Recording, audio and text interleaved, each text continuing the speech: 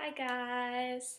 I'm the newest member of Lisa, Tanja, and I just thought I'd start off all my video vlogs with a video about cold prevention because it's that time of year again.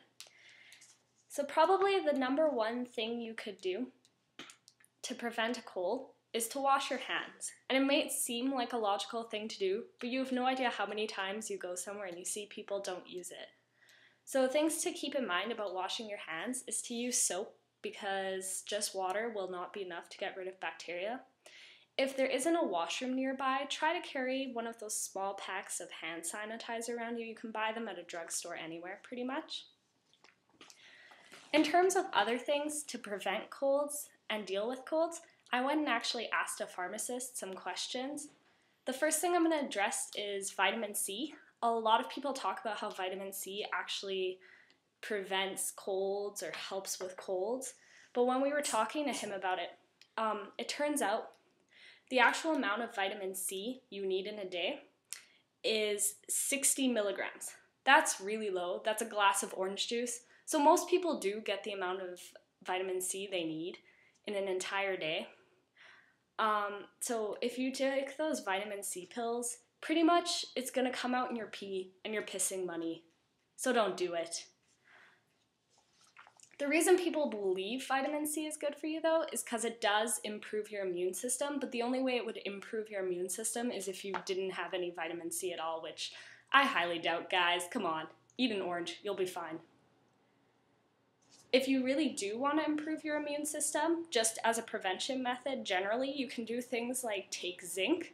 There's actually no recommended value, just a little bit maybe in pill form, probably can buy that at a pharmacy, or ginseng. Now, I know a lot of people like cold FX and whatever, but we're going to say officially it hasn't been proven to do anything. It's just ginseng. You can get that in tea or anything you really want to. If you really want to spend the money on cold FX as a student, that's up to you, but I'm just saying it's expensive.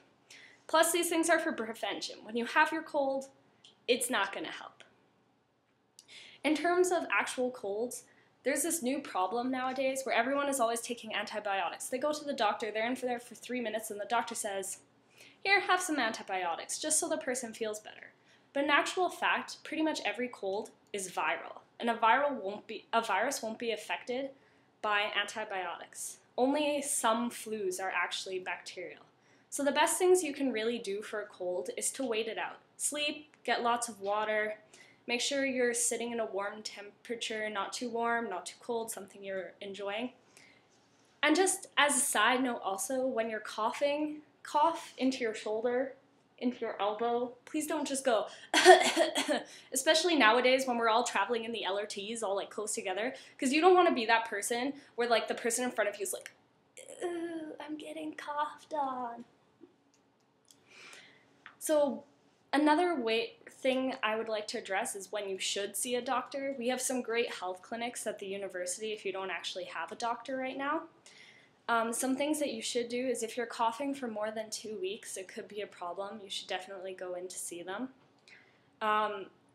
You know when you cough out phlegm. It's like gross goopy stuff and it's like gets all like lodged up in there. If it's yellowish to whitish color, you're fine. It's probably just nothing. But if it's something like green or red or a really funky color, it's probably an indication of a bacterial infection, and that's when you should go to a doctor, because that's probably when you do need antibiotics. And another thing is if you have a fever over 40 degrees Celsius and it won't go down with Tylenol, go see a doctor. So guys, those are my cold prevention tips. I hope you enjoyed them. Pay attention to them. I certainly don't want to get a cold this semester. And I will see you soon with another video about health for Lisa. Have fun, guys!